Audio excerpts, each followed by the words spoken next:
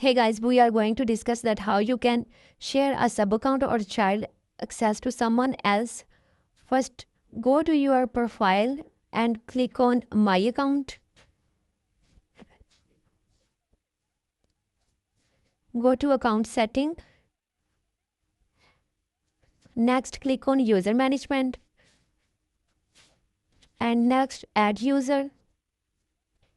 Here, it's open a dashboard that how you can send a child access to someone else. First, they're asking us to add a username and next email on which you will send child access. Next, there is Manage Shop. In role, you will select that on which section you are giving a child access to someone. I am just selecting as main administration. Now the user are allowed to reach all these sections on my shop.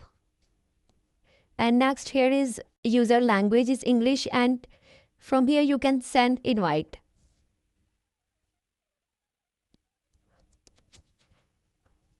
Now here they're giving us a message of activation link sent successfully.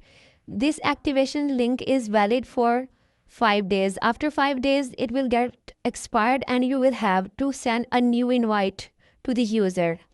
The user will get this activation on the email you have set in this invite and open this child access or this sub account on their IP or on their PC and wherever they want.